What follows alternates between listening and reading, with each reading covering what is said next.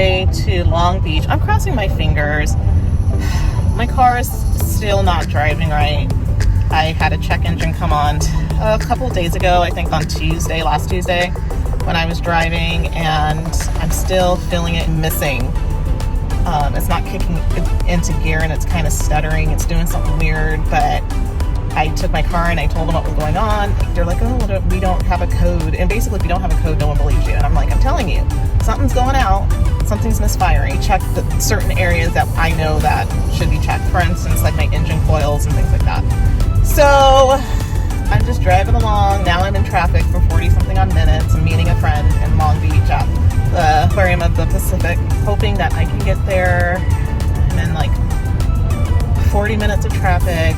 Not happy about it.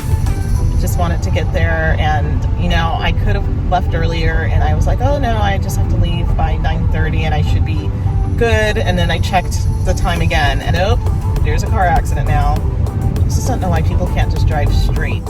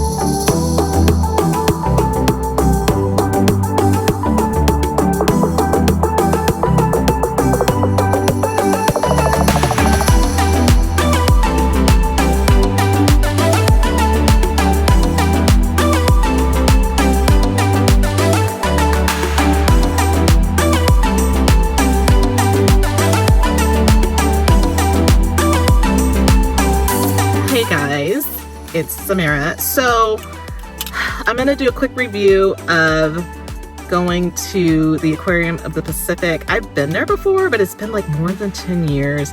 And I know I've been there before, but like I don't remember it being as small as it is. I was actually really surprised, and it was busy. We should have known that. It was a Saturday, but you know, we ended up having a nice time, but I just thought there was more animals there than there was. They have a whole lot of fish, but I was really hoping for more seals. I didn't really have a whole lot of seals. That was kind of a bummer. I think because last time we just had more time to be in front of the different exhibits. It was pretty busy. Everybody had their kids there. Some of the exhibits that we had to go past because there was just so many people. I was really surprised. As far as I know, they only had one octopus. Sharks. I thought they had more sharks than they did, but maybe I was wrong. I think we were there for like an hour and a half, not even 2 hours. And I think the price for admission is a little bit too high. It's like $44. And I don't remember it being that high before, but I'm just really surprised. I just thought they had much, much more going on with their aquarium. I'd recommend for someone to go. Yeah, I would if you haven't gone before, but I also would say to go on the weekday so that you don't end up like us and how like crowded it was, and we didn't really get to like spend time in front of the exhibits and, you know, learn more about the different animals. After that, we ended up going to Bubble Gumps. I'd been there before, and so that was good. And I just was kind of like my last hurrah before I'm heading back to work after a 3-week vacation. So we pretty much we had like this shrimp thing. It was like 2 different shrimps. One was tempura. The other one was like a coconut shrimp, I think. And the coconut one was good. The tempura one, I really didn't care for. But I just like going there because it's like Forrest Gump, you know, it's amazing. They did not have the Forrest Gump trivia. They used to do Forrest Gump trivia at the restaurant, and they didn't do it. That sucked. But yeah, so we went there, and then we ended up going for a long walk around the harbor, which was really nice. Got our steps in. It was like I got more than 10,000 steps yesterday. So I was pretty happy with that. Drive down was not fun. I really should have left at least 30 minutes early. I was about 20 minutes later than I was supposed to arrive, but that was okay. But it's just always a mess. And there's like no reason. There was no car accident. There was nothing. It was just a lot of people on the road heading up to LA and Orange County. So it's just nice to hang out, go do something, and then have shrimp. I haven't had like fried shrimp in forever, so it was really good. And I ended up making it back home. Driving home was a breeze and did not have any traffic at all. It was great. I made it to church like 20 minutes early, which is crazy. So I ended up doing that. I kind of had like a fat night, eating fattening food. And then I said, this is my last hurrah before going back to work and back to my routine and my workouts and my schedule. And what I really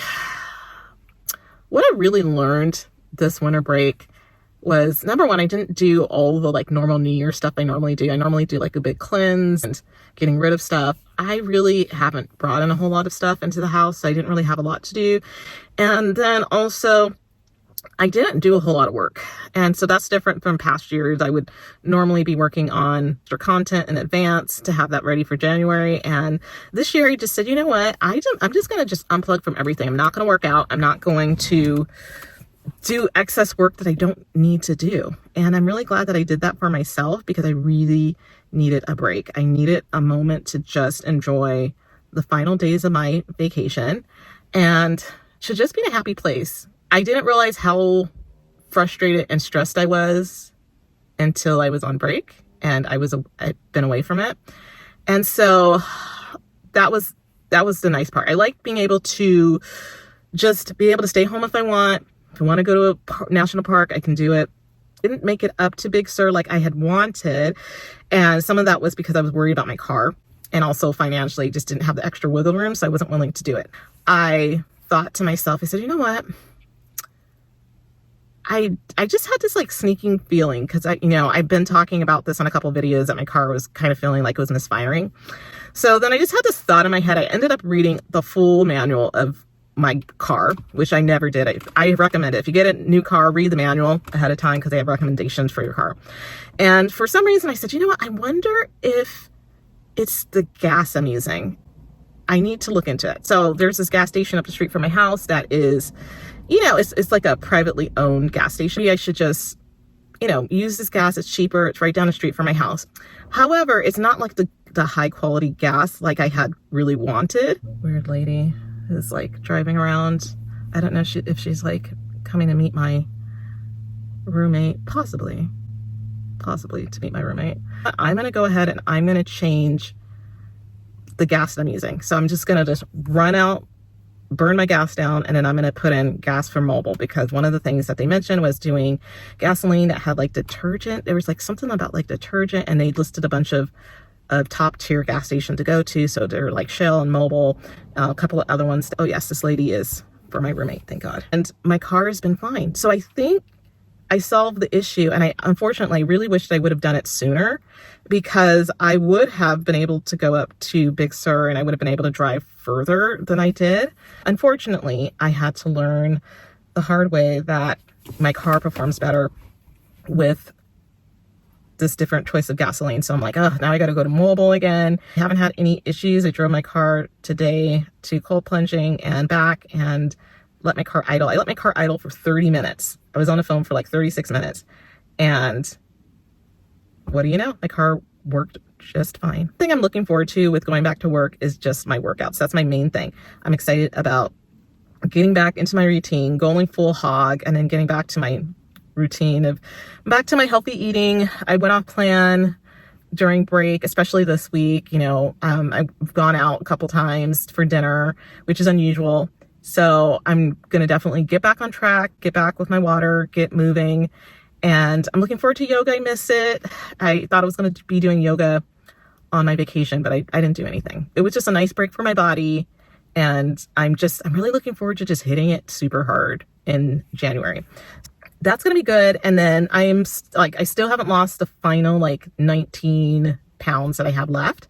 So what I plan to do is I just figure I'm just going to hit it hard and really work on getting most of it off by February, because that's when I have my doctor's appointment. And I really would love to get the rest of the weight off. So I just really want to just hunker down, get that done, and then move forward, attain that weight. The one thing that I don't like about coming back from work, about vacation, is just people asking like, oh, what did you do on vacation? And blah, blah, blah. And I'm like, I just took time off. I just want it to like be by myself for 3 weeks. Here, some of my things that I'm going to work on is I just let myself get upset about too many things and work on letting things go, not taking so much ownership over over things that I shouldn't, just letting things roll off my back. Unfortunately, I've been a little bit too honest at work recently, and I don't think that's really serving me well. I think I'm just going to pull back from that, focus on me like I did last year. I just really focused on like my health and wellness, not overdoing it, only showing up to things that I absolutely had to go to, and working on me, spending time on me, spending time focusing on the things that really matter in life.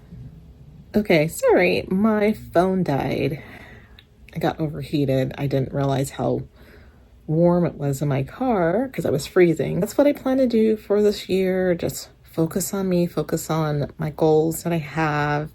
Yeah, see what happens in 2025 and kind of ignore all the rest of the BS and just live in my old little universe by myself and open to possibilities. We'll see what happens. So if you like this video, make sure to like and subscribe, and I will see you guys in the next video.